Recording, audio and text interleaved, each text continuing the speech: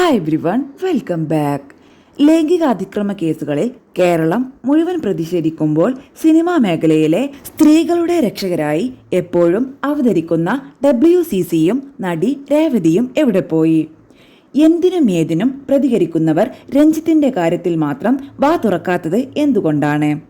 രഞ്ജിത്തുമായുള്ള രേവതിയുടെ അതിരുവിട്ട സൗഹൃദം തന്നെയാണ് ഈ മൗനത്തിന് പിന്നിലെന്ന ആരോപണം ഇപ്പോൾ സോഷ്യൽ മീഡിയയിൽ കത്തിപ്പടരുകയാണ്.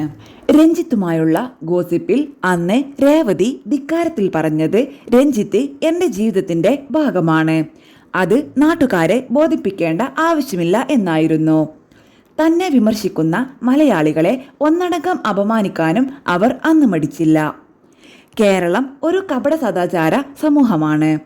മലയാളികൾക്ക് സ്നേഹിക്കാൻ അറിയില്ല. ഇവിടത്തെക്കാർക്ക് സൗഹൃദങ്ങൾ കുറവാണ്.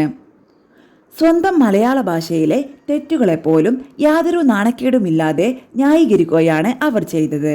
പെണ്ണുങ്ങളോട് പറയുന്നതിനേക്കാൾ കാര്യങ്ങൾ ആണുങ്ങളോട് പറയുന്നതാണ് തനിക്കിഷ്ടമെന്നും സ്ത്രീകൾ ഇമോഷണൽ ആകുമ്പോൾ പുരുഷന്മാർക്കാണ് കൂടുതൽ ലോജിക് ഉള്ളത് എന്നും രേവതി പറഞ്ഞിരുന്നു. ഇതാണോ WCC അംഗത്തിന്റെ ഫെമിനിസം?